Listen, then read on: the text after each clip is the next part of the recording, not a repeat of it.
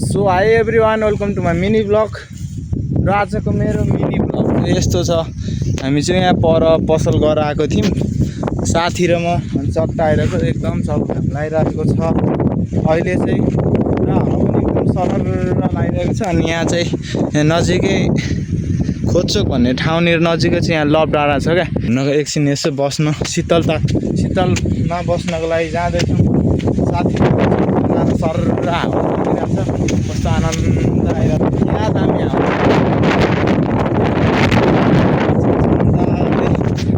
बस्नमा चाहिँ दामी छ। सो यही हो लभ डाँडा चाहिँ। यहाँ चाहिँ माथि पाउँदैछ लभ डाँडा। हाम्रो गाउँको लभ डाँडा चाहिँ यही हो।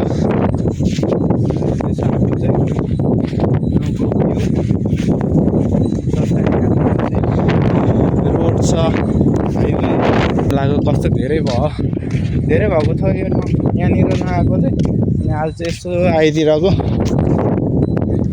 हावा पनि दामी लागिरहेको छ। हाम्रो गाउँ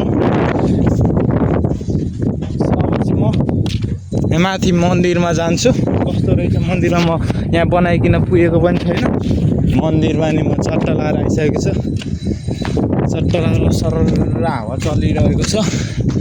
यहाँ चाहिँ घन्टी रहेछ, टुङ टुङ बजिरहेको छ। यहाँ चाहिँ साथी छ।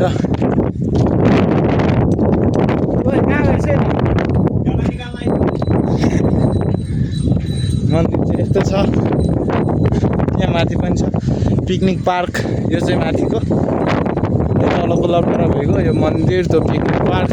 साथीहरू मेरो चाहिँ आजको मिनी यस्तै छ। सबैजनाले